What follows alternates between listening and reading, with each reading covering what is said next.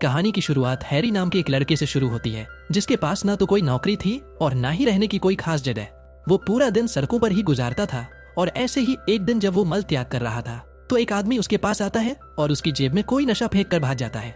इससे पहले कि हैरी कुछ समझ पाता तभी वहां पुलिस आ जाती है, जिसे देखकर हैरी भागने लगा।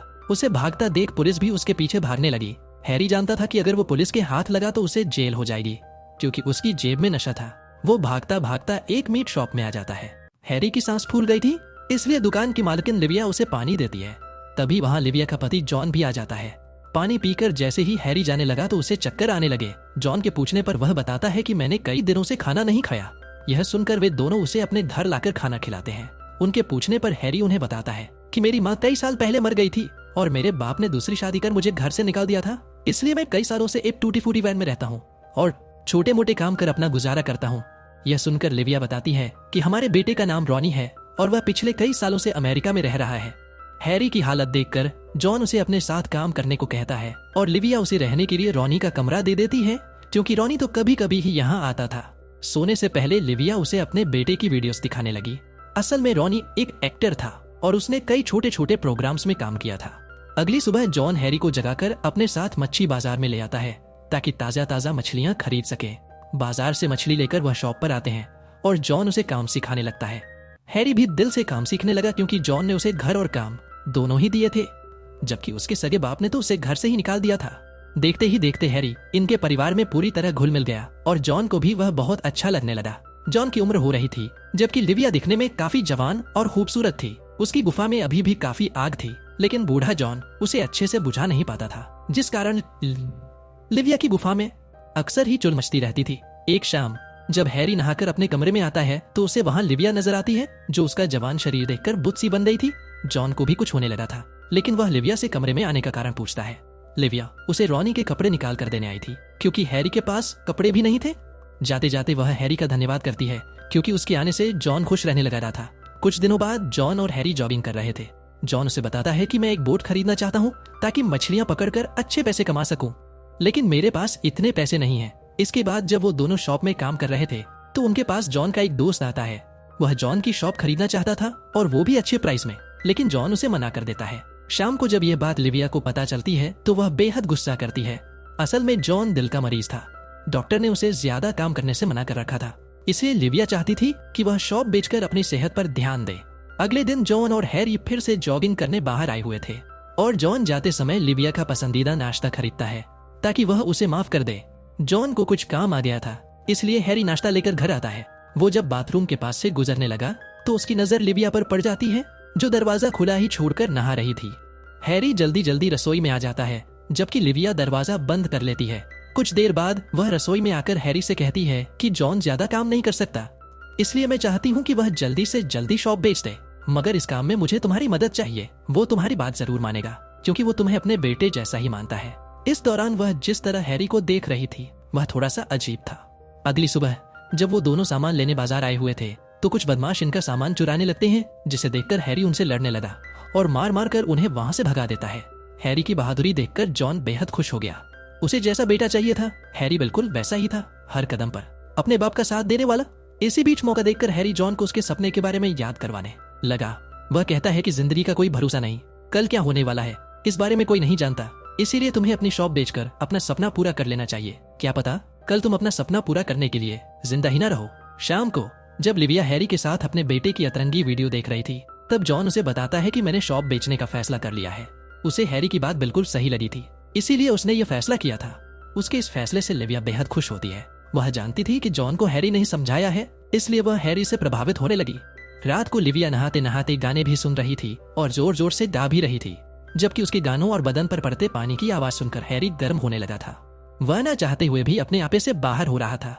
अब वह कमरे से बाहर आकर लिविया की आवाज सुनने लगा। उसके बदन में खलबली मच रही थी, लेकिन किसी बात को लेकर वह परेशान भी लग रहा था।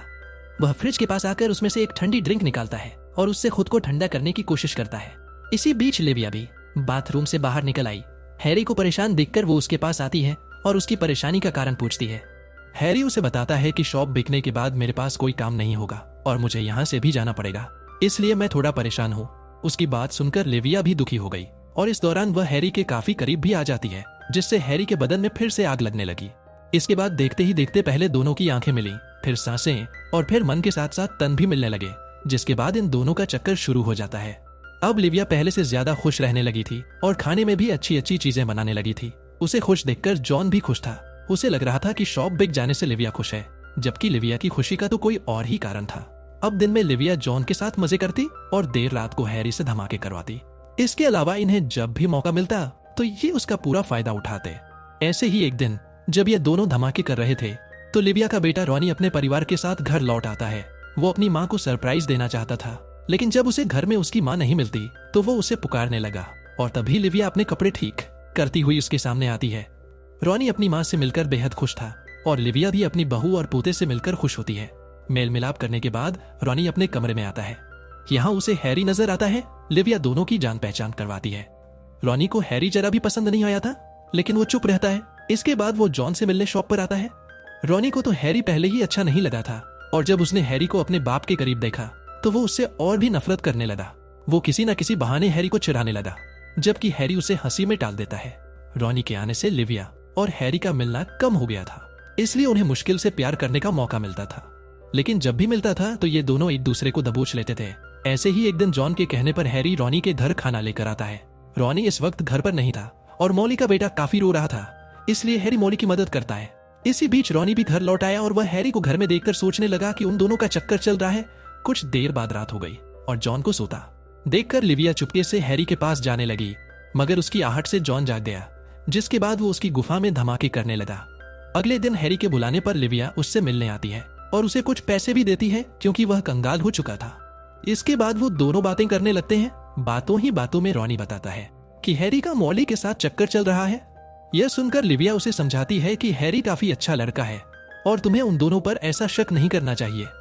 लिविया को हैरी की तारीफ करते देख रॉनी को लगने लगा कि उसकी माँ का भी हैरी के साथ चक्कर चल रहा है। कुछ दिनों बाद जॉन पूरे परिवार को लेकर घूमने जाता है। सभी लोग बेहद खुश थे, खूब नाच गाना हो रहा था।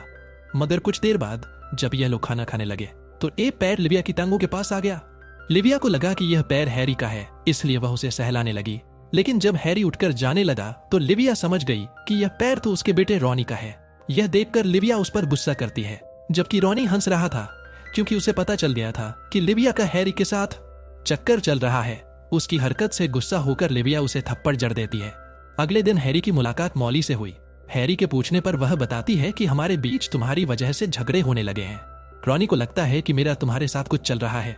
मॉली रॉनी से दूर जाना चाहती थी, लेकिन उसके पास इतने पैसे नहीं थे, इसलिए हैरी जल्दी जल्दी घर आता है और अपने जमा किए हुए पैसे मॉली को दे देता है, ताकि वह अपने बेटे को लेकर रॉनी से दूर जा सके। शाम को जब रॉनी अपने घर आया तो उसे मॉली कहीं नहीं मिलती। काफी सोचकर वह जॉन को फोन करता है और उससे मॉली के बारे में पूछता है। जब जॉन मना करता है तो रॉनी हैरी से बात करता है। हैरी भी कहता है कि मुझे उनके बारे में कुछ नहीं पता।